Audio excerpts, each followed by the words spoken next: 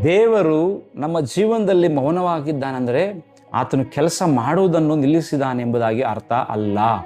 ಯೆಶಾಯನ ಬರೆದ ಪ್ರವಾದನ ಗ್ರಂಥ 64ನೇ ಅಧ್ಯಾಯ 4ನೇ ವಚನದಲ್ಲಿ ದೇವರ ವಾಕ್ಯ ಈ ರೀತಿ ಹೇಳುವಂಥದ್ದಾಗಿದೆ, ನಿನ್ನನ್ನು ಬಿಟ್ಟರೆ ನಿರೀಕ್ಷಿಸುವವನಿಗೆ ಕಾರ್ಯಕರ್ತನಾದ ಯಾವ ದೇವರನ್ನು ಆದಿಯಿಂದ ಯಾರೂ ಕೇಳಲಿಲ್ಲ, ಯಾರ ಕಿವಿಗೂ ಬೀಳಲಿಲ್ಲ, ಯಾರ ಕಣ್ಣು ಕಾಣಲಿಲ್ಲ ಎಂಬುದಾಗಿ.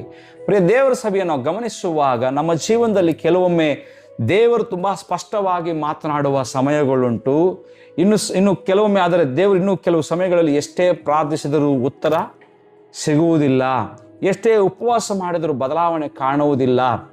ಆಗ ಸೈತಾನನು ನಮ್ಮ ಕಿವಿಯಲ್ಲಿ ಒಂದು ಸುಳ್ಳನ್ನು ಹೇಳುತ್ತಾನೆ. ಅದೇನೆಂಬುದಾಗಿ ನೋಡುವಾಗ ದೇವರು ನಿನ್ನನ್ನು ಮರೆತಿದ್ದಾನೆ ಎಂಬುದಾಗಿ. ಆದರೆ ಇಂದು ಪರಿಶುದ್ಧಾತ್ಮ ದೇವರು ಪವಿತ್ರಾತ್ಮನು ಹೇಳುವುದೇನೆಂಬುದಾಗಿ ನಾವು ಗಮನಿಸುವಾಗ ದೇವರು ಮೌನವಾಗಿರಬಹುದು, ಆದರೆ ನಿಷ್ಕ್ರಿಯೆಯಾಗಿಲ್ಲ.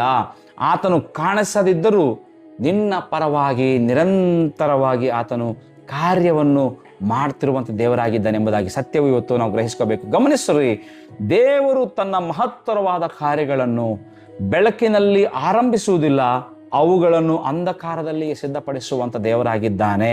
ಒಂದು ಬೀಜವನ್ನು ಮಣ್ಣಿನಲ್ಲಿ ಬಿತ್ತಿದಾಗ ಅದು ಕಣ್ಮರೆಯಾಗುತ್ತದೆ, ನೋಡುವವರಿಗೆ ಅದು ಮುಗಿದು ಹೋಯಿತು ಎಂದು ಅನಿಸಬಹುದು. ಆದರೆ ಅದೇ ಮಣ್ಣಿನೊಳಗೆ ಅದರ ಬೇರುಗಳು ಆಳವಾಗಿ ನೆಟ್ಟಿ ನಿಲ್ಲುವಂಥವಾಗಿದ್ದಾವೆ. ಬೇರು ಎಷ್ಟು ಆಳವಾಗುತ್ತದೆಯೋ ಮರ ಅಷ್ಟು ಎತ್ತರವಾಗಿ ಬೆಳೆಯುವಂಥದ್ದಾಗಿದೆ. ಅದೇ ರೀತಿಯಾಗಿ ದೇವರು ನಮ್ಮ ಜೀವನದಲ್ಲಿಯೂ ಹೊರಗೆ ಏನೂ ನಡೆಯದಂತೆ ಕಾಣುವ ಸಮಯದಲ್ಲಿ ನಮ್ಮ ವಿಶ್ವಾಸಕ್ಕೆ ಬೇರುಗಳನ್ನು ಹಾಕುತ್ತಾನೆ, ನಮ್ಮ ತಾಳ್ಮೆಯನ್ನು ರೂಪಿಸುತ್ತಾನೆ, ನಮ್ಮ ಪಾತ್ರೆಯನ್ನು ವಿಸ್ತರಿಸುತ್ತಾನೆ.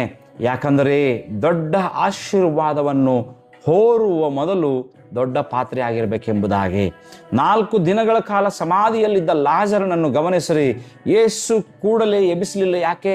ಆತನು ಕೇವಲ ರೋಗವನ್ನು ಗುಣಪಡಿಸಲು ಬಂದಿರಲಿಲ್ಲ, ಆದರೆ ಮರಣದ ಮೇಲಿರುವ ತನ್ನ ಅಧಿಕಾರವನ್ನು ಪ್ರಕಟಿಸಲಿಕ್ಕೆ ಅಲ್ಲಿ ಬಂದಿದ್ದಾನೆ. ಪ್ರಿಯರೇ, ಮನುಷ್ಯನಿಗೆ ಎಲ್ಲವೂ ಮುಗಿದಂತೆ ಕಾಣುವ ಸ್ಥಳದಲ್ಲಿಯೇ ದೇವರು ತನ್ನ ಮಹಿಮೆಯನ್ನು ಆರಂಭಿಸುವಂಥ ದೇವರಾಗಿದ್ದಾನೆ ಎಂಬುದಾಗಿ ಸತ್ಯವನ್ನು ಗ್ರಹಿಸ್ಕೋಬೇಕು. ಆದ್ದರಿಂದ ದೇವರ ಮೌನವು ನಿನ್ನ ಮೇಲಿನ ನಿರಾಕರಣೆ ಅಲ್ಲ, ಅದು ನಿನ್ನ ಜೀವನದಲ್ಲಿ ಮಹಿಮೆಯನ್ನು ಪ್ರಕಟಿಸುವ ಮುನ್ನ ಸಿದ್ಧತೆಯ ಸಮಯವಾಗಿದೆ ಎಂಬುದಾಗಿ ಗ್ರಹಿಸ್ಕೋಬೇಕು. ಪ್ರಿಯರೇ, ನೀವು ಗಮನಿಸುವಾಗ ಇಂದು ನಮಗೆ ದೇವರ ಧ್ವನಿ ಕೇಳಿಸದಿದ್ದರೂ ಆತನ ಕೈ ನಿನ್ನನ್ನು ಎಂದಿಗೂ ಬಿಟ್ಟಿಲ್ಲ. ದೇವರು ಮುಚ್ಚಿದ ಬಾಗಿಲಿನ ಹಿಂದೆ ಯಾರೂ ಮುಚ್ಚಲಾರದ ಹೊಸ ಬಾಗಿಲನ್ನು ನಿನಗಾಗಿ ಸಿದ್ಧಪಡಿಸುತ್ತಿದ್ದಾನೆ. ನೋಡ್ರಿ, ಆದ್ದರಿಂದ ಕಣ್ಣೀರಿನಿಂದಲ್ಲ, ವಿಶ್ವಾಸದಿಂದ ನಿರೀಕ್ಷಿಸು. ದೇವರು ಎಂದಿಗೂ ತಡ ಮಾಡುವುದಿಲ್ಲ. ಆತನು ಸರಿಯಾದ ಸಮಯದಲ್ಲಿ